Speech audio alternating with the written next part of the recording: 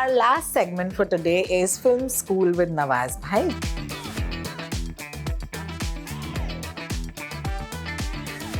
मैं तो भाई वो चीज़ करने के लिए आया हूँ जो डिफ़िकल्ट, ताकि मेरा माइंड जो है ना प्रोग्रेस कर सके। कि इस दुनिया में बहुत सारे लोग आते हैं, लेकिन कुछ लोग होते हैं जो इस मिस्ट्री को जो चैलेंज करते हैं। मैं अपनी बेटी को बोलता हूँ कि कभी भी शैलो फिल्म मत देखो, वो बहुत ज़रूरी है। जिसमें मज़ा है वो फिल्म मत देखो, जिसमें जो डिफ़िकल्ट फिल्म है वो देखो। वो चीज़ें इस दुनिया में हर आदमी करता है, चाहे वो कितना भी इंटेलिजेंट हो, कितना भी बेवकूफ़ हो।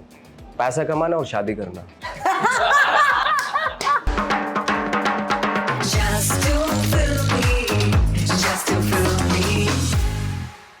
So let's try and get to know Nawaz, the artist. एक ऐसी फिल्म जो शायद आपने देखी जिसने आपकी जिंदगी का जो पूरा रोड है, पाथ है, वो बदल दिया। दो चार फिल्में थी जिन्होंने बिल्कुल मेरा सोचने का तरीका बदल दिया। एक तो थी एक डॉक्टर की मौत। मैंने अपने गांव में बैठ के देखी, जब मैं अपने वहाँ कस्बे में था, वहाँ देखी। एक सीन ने मेरा पूरा लाइफ ही बदल दिया। उसमें एक शबाना आज़मी और पंकज कपूर का एक सीन है जहाँ पे उनकी थीसिस चोरी हो जाती है।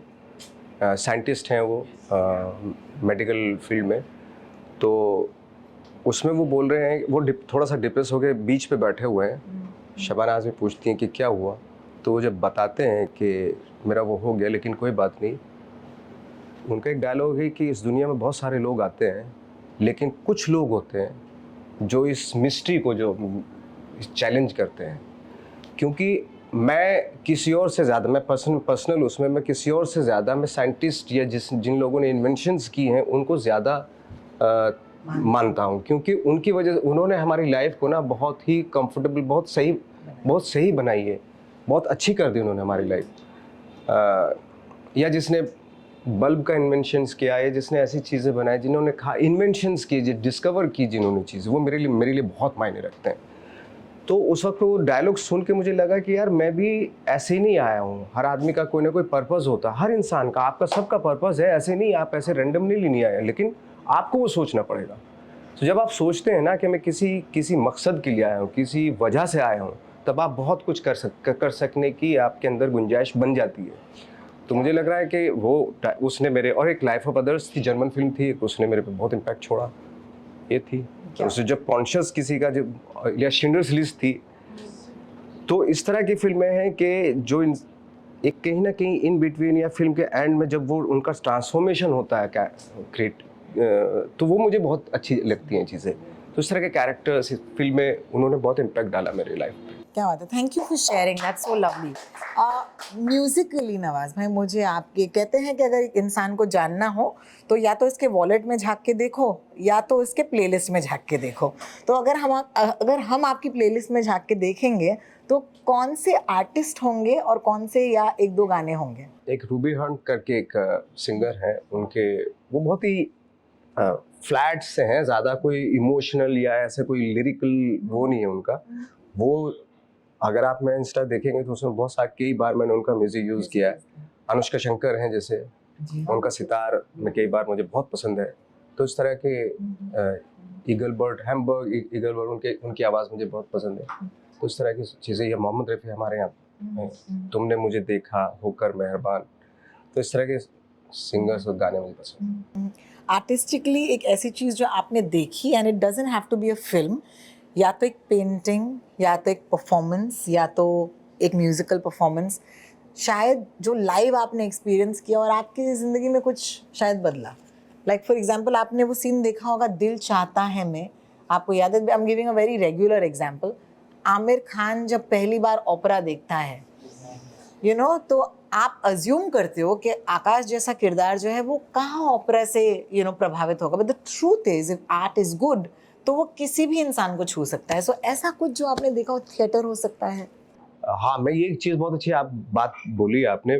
जब मैं एनएसडी में था तो बहुत सारे मेरे सीनियर्स मुझे बोलते थे कि आप भीमसेन जोशी का जो कंसर्ट हो रहा है वो देखने जाओ, या बिरजू महाराज का कथक है वो देखने जाओ, या सरोद है अमजद अली खान का, या सितार है पंडित रविशंकर का, वो सब देखने जाओ। जब मैं जाता था देखने के लिए, बहुत बोर होता था, क्योंकि मेरा माइंड जो है ना तब तक उस क्लासिकल आर्ट के लिए प्रिपेयर नहीं हुआ था। बिल्कुल। जब मैं देखने गया तो बहुत बोर हुआ और 3-4 महीने तक बोर हुआ मैं, लेकिन उसके बाद धीरे धीरे मुझे मज़ा आने लगा। और उसके बाद जब मज़ा आया तो मुझे इस आर्ट पे प्राउड फील हुआ कि कितनी खूबसूरत आर्ट्स है हमारी कंट्री की, कि जिसको हमने साइड में रखा हुआ। क्यों? क्योंकि वो आर्ट ऐसी है कि उसमें आपको इससे क्या होता है ना कि एक लेवल पे आना पड़ता है जो ब्रेन अलाउ नहीं करता, क्योंकि आपका जो ब्रेन है वो बहुत ही शैलो चीज़ों पे मज़ा आता है आपको, और वहीं तक रहना चाहते हैं आप, क्योंकि उसमें मज़ा आ रहा है। और जैसे आपको डिफिकल्ट टास्क दिया जाए, आपका ब्रेन बोलता है नहीं, उस तरफ नहीं जाऊँगा मैं, I don't want to go there, you know. लेकिन आई थिंक लाइफ में वही चीज़ होनी चाहिए कि अपने, बहुत सारे जैसे लोग बोलते हैं यार मैं तो फिल्म देखने गया, मुझे मज़ा आया और टाइम पास हो गया मेरा। भाई मैं तो नहीं टाइम पास करने के लिए आया हूँ इस दुनिया में, मैं तो भाई वो चीज़ करने के लिए आया हूँ जो डिफ़िकल्ट, ताकि मेरा माइंड जो है ना प्रोग्रेस कर सके।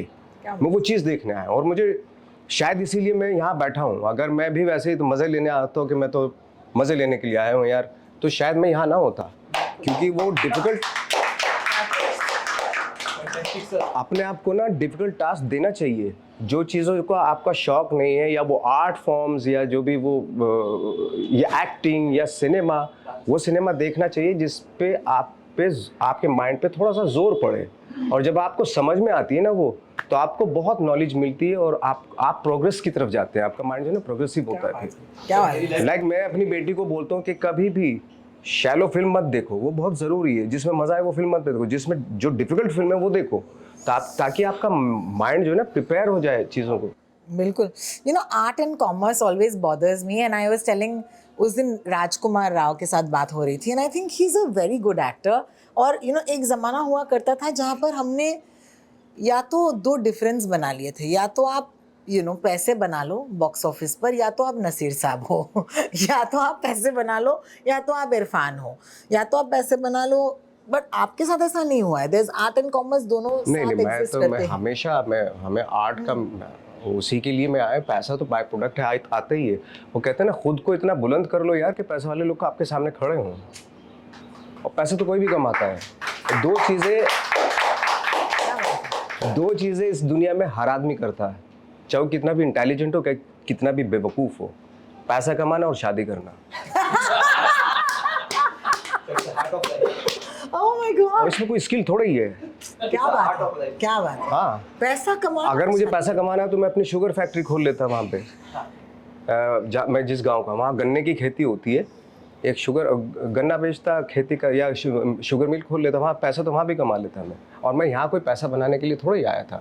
लोग बोलते नहीं पैसा भी ज़रूरी है। हाँ, पैसा भी ज़रूरी, लेकिन उसको अपनी आर्ट के सामने उसको मत आने दो यार। So this is amazing. I think that's what the huddle is about, guys. Honestly, हमें मौके नहीं मिलते कि इतने करीब से अपने किसी फेवरेट आर्टिस्ट को और ये वक्त भी देते हैं, and I think ये बहुत बड़ी बात है. I would love for you to tell my audience कि क्या हो सकता है the next couple of things that we see you in अगले साल में, या फिर as fans कि हम आपको कहाँ मिल सकते हैं, या क्या, या तो OTT या तो बड़े पर्दे पर। बड़े पर्दे पे भी है और OTT पे भी। रात के लिए part 2। Wow! I love that show. That's so fantastic. वो है, और एक दो फिल्में हैं जो शायद, लेट्स सी। हाँ, अभी NDAs होते हैं। हाँ। तो जैसे ही वो साइन हो जाए उसके बाद ये बोल सकते हैं। But thank you so much.